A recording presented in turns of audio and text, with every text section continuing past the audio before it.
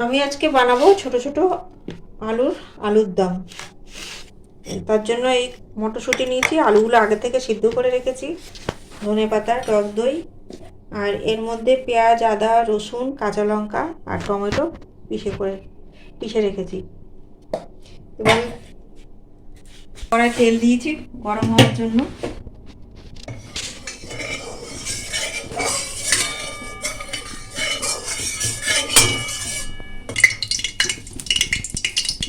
তেল গরম হয়ে গেছে, এবার আমি দিয়ে দিচ্ছি একটা শুকনো লঙ্কা আর একটা তেজপাতা, সামান্য জিরে,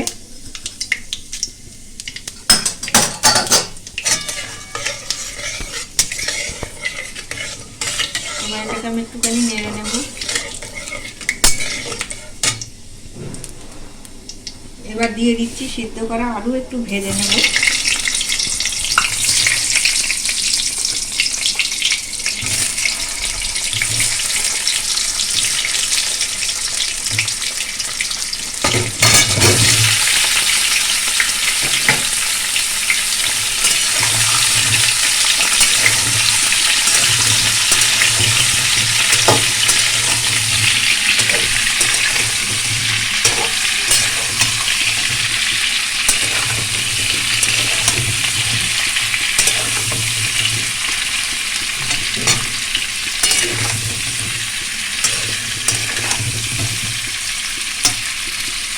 এর মধ্যে একটু নুন দিয়ে দেবো।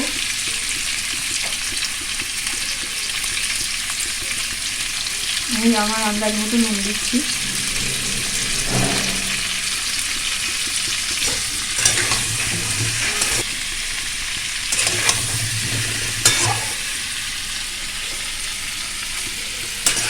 এবার আলুগুলোকে আমি একটু তুলে নিচ্ছি।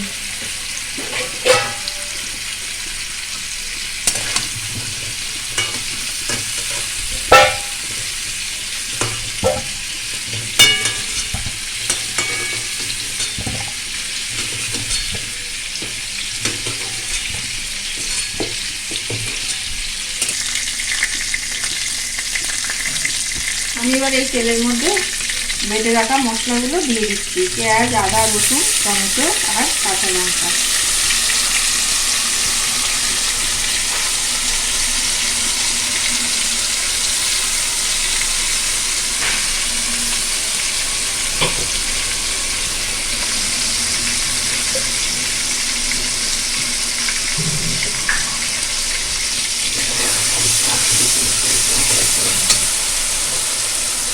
আমি মশলার ধোয়া জলটা এর মধ্যে দিচ্ছি। এবার দিয়ে দিচ্ছি আমি হলুদ গুঁড়ো, জিরের গুঁড়ো, ধনের গুঁড়ো আর কাশ্মীরি লঙ্কার গুঁড়ো। আমি এটা পুরো কাঁচা লঙ্কা দিয়ে বানাবো। ঝালটা হচ্ছে কাঁচা লঙ্কা দিয়ে পিষে।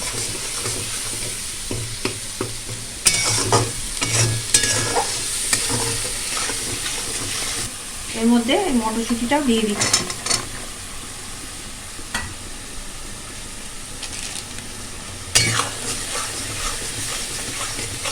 যেহেতু মটরশুঁটিটা কাঁচা ছিল সেই জন্য মশলার মধ্যে দিচ্ছি।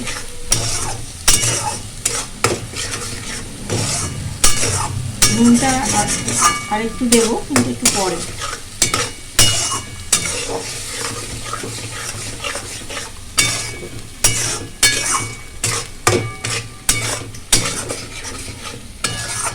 মশলা থেকে তেলটা ছাড়লে তখন আমি আলুটা দেব। এর মধ্যে আমি একটু গরম মশলা দিয়ে দিচ্ছি।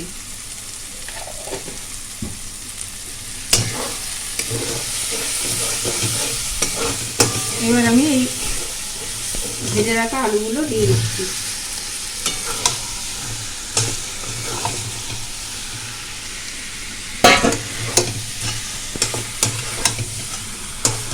এবার আমি দইটা ফেটিয়ে রেখেছিলাম, টক দই, এটাও দিয়ে দিচ্ছি।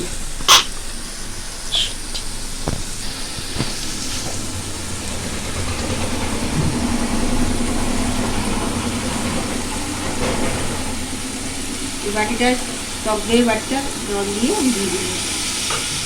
আঁচটাকে আমি কমিয়ে দিচ্ছি।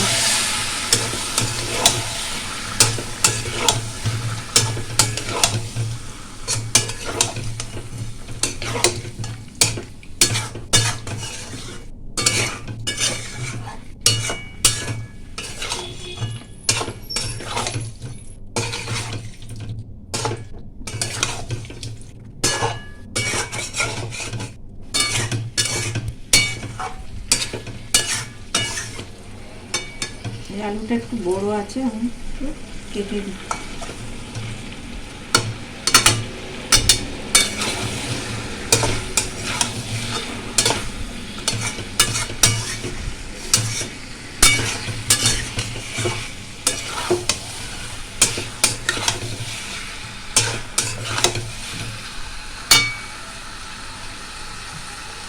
বাটিটার মধ্যে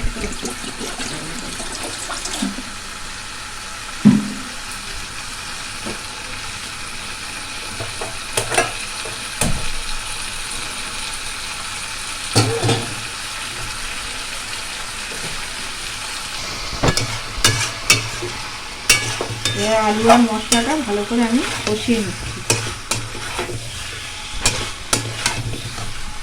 এর মধ্যে আর একটু সামান্য নুন দেবো। আগে নুন দিয়েছিলাম আলু ভাজার মধ্যে, ওই জন্য অল্প করে নুন দিলাম।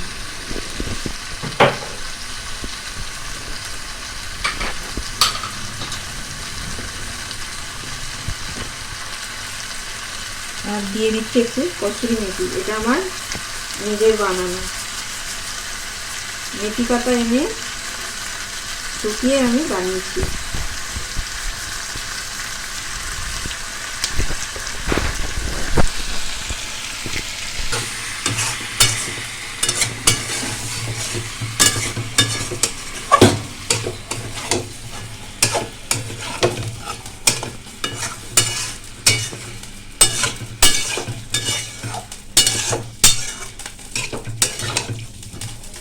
মশলার সাথে আমার আলু কষানো হয়ে গেছে। এবার আমি গরম জলটা দিয়ে দেবো।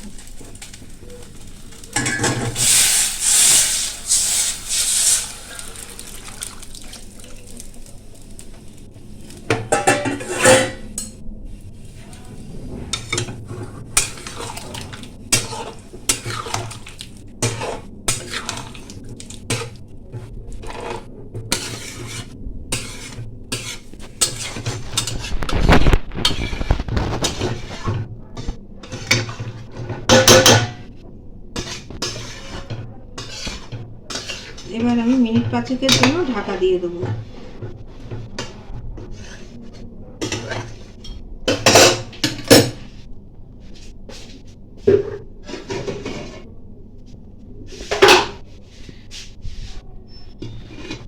ফুটে উঠলে নামিয়ে দেবো। আমার এটা হয়ে গেছে, আমি এবার নামিয়ে নেব। একটু ধনেপাতা কুচি উপর থেকে ছড়িয়ে দিচ্ছি।